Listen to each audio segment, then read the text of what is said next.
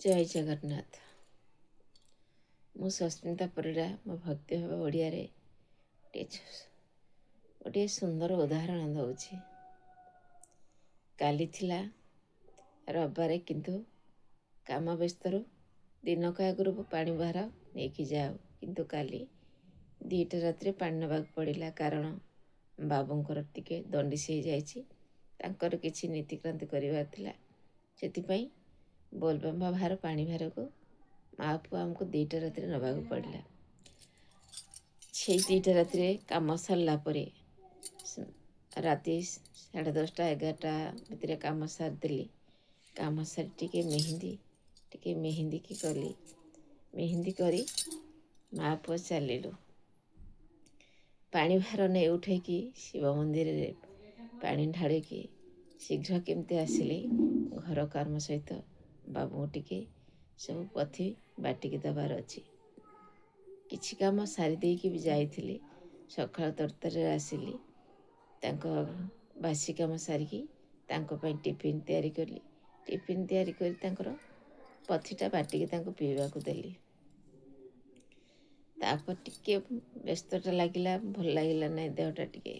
କାରଣ ଏଠୁ ମୁଣ୍ଡ ବୁଡ଼େଇକି ଗାଧେଇକିରି ଗଲି, ବର୍ଷା ଟିକେ। ତାପରେ ନାଳରେ ପାଣି ଭାର ଉଠେଇଲୁ ଗୋଟେ ଜାଗାରୁ। ଉଠେଇକି ଗୋଟେ ଜାଗାରୁ ପାଣି ସେଇ ଓଦାରେ ବି ଗଲେ ଯେଉଁ ପାଣି ନେଇକି ଯିବା ପରେ ଆସିଲୁ। ସେମିତି ଟିକେ ଓଦା ଆସିଲୁ। ଓଦା ଦେହଟା ବହୁତ ସମୟ ରହିଲା, ଟିକେ ବି ଭଲ ଲାଗୁନାହିଁ।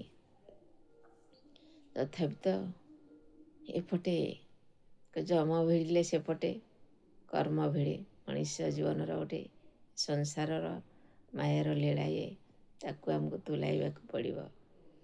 ତଥାପି ଭଗବାନଙ୍କ ଆଶୀର୍ବାଦରୁ ଯେତିକି ଶକ୍ତି ଦିଅନ୍ତି ସେତିକିରେ ଆମେ ଖୁସି ଅଛୁ।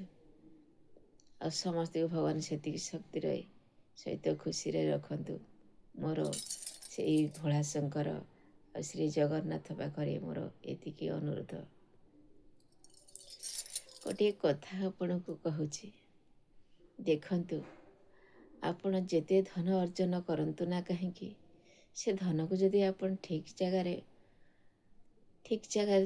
ନ ଲଗାଇବେ, ତାହେଲେ ସେ ଧନର ଯେତେ ଧନ ଅର୍ଜନ କଲେ ବି ସେ ଧନର କିଛି ମୂଲ୍ୟ ନଥାଏ।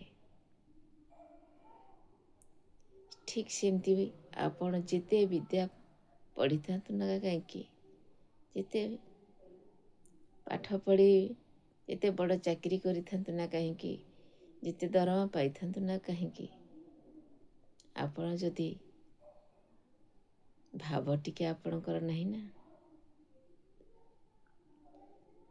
ତାହେଲେ ଭାବ, ନୀତି, ଆଦର୍ଶ, ସଂସ୍କାର ଏସବୁ ଯଦି ନାହିଁ, ତାହେଲେ ସେ ପାଠ ପଢ଼ିବାର କିଛି ମୂଲ୍ୟ ନାହିଁ। ଏହା ନିରାଟ ସତ୍ୟ। ଆପଣଙ୍କୁ କଷ୍ଟ ଲାଗିପାରେ, କିନ୍ତୁ ଗ୍ରହଣ କରିବା ନିହାତି, ଏଇଟା ମାଇଣ୍ଡ ଭିତରେ ଭରି ରଖିବା, ମାଇଣ୍ଡ ଭିତରେ ଟିକେ ଭାବିବା, ଠିକ୍ କଥା ଏଇଟା।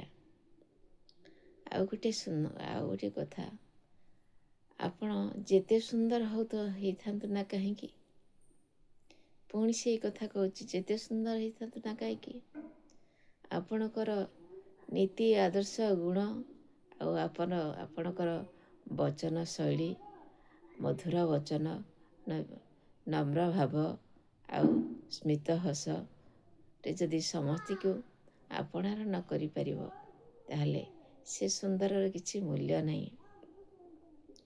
ଆପଣାର ଭାବ କ'ଣ ସବୁ ଖରାପ ନୁହଁ, ବହୁତ ଭଲ ଭାବ ଅଛି ଆପଣାର ଭାବ। ଭାଇ ଭଉଣୀ, ପିତା ମାତା, ବନ୍ଧୁ ସଖା, ଅନ୍ତରଙ୍ଗ ସାଥୀଟିଏ, ରାଧାକୃଷ୍ଣ ଭାବର ଗୋଟେ ସାଥୀ ଅନ୍ତରଙ୍ଗର, ଆପଣଙ୍କ ମନ ଖୋଲିକି ସବୁ ଆଳାପ କରିପାରିବେ। କିନ୍ତୁ ଏସବୁକୁ କେହି ପାପ ଭାବୁଥାନ୍ତି, କିନ୍ତୁ ଏଇଟା ପାପ ନୁହେଁ। ଏସବୁ ଆଳାପ ଭଲ, ସମସ୍ତଙ୍କ ସେଥିରେ ସେ ଭାବନଥିବେ। କେବଳ ଆପଣମାନଙ୍କୁ ମୁଁ କହୁଛି, ରାଧାକୃଷ୍ଣ ଭାବରେ ସେଇଟା ଭଗବାନଙ୍କର ଲୀଳାରେ, ମାୟାରେ ସେଇଟା ସଂଯୋଗ ହୋଇଥାଏ। ଏହା ମଧ୍ୟ ନିରାଟ ସତ୍ୟ। କଥା ପ୍ରସଙ୍ଗରେ ନାହିଁ, ଯେତେ ଦୂର ଥିଲେ ମଧ୍ୟ ତୁମେ ମୋ ସାଥୀ। ମୋର ସାଥୀଟା ଆମର ସ୍ୱାମୀ ହେଉଛନ୍ତି ଗୋଟେ ସାଥୀ, ବନ୍ଧୁ ବି ଆମର ରାଧାକୃଷ୍ଣ ଭାବର ବନ୍ଧୁ ବି ଆମର ଗୋଟେ ସାଥୀ। ଗୋଟେ ସାଥୀ ଆମର ସଂସାର ଗଢ଼ିବାର ଶକ୍ତି, ଆଉ ଗୋଟେ ସାଥୀ ଆମକୁ ସାହସ ଦେବାର ସାଥୀ। କିନ୍ତୁ ଯେତେବେଳେ ଆମେ ସବୁ ଜିନିଷକୁ ଭାବିବା ନା, ସବୁ ଆମକୁ ଅତି ସହଜ ଲାଗିବ। ଏଇସବୁ ଜିନିଷକୁ ଭାବିଲେ ବହୁତ ଭଲ ହେବ। ଆଉ ଏଇସବୁ ପଥକୁ ଅନୁସରଣ କଲେ ମୋ ଓଡ଼ିଶାବାସୀଙ୍କର ଭଗବାନ ବହୁତ ମଙ୍ଗଳ କରିବେ। ଆଉ ଆପଣ କାହାର କ୍ଷତି କରନ୍ତୁ ନାହିଁ। ବାପ ସମାନ ଝିଅକୁ କୌଣସି ବାପ ନେଇକି ଯାଆନ୍ତୁ ନାହିଁ। ଆଉ ପୁଅ ସମାନ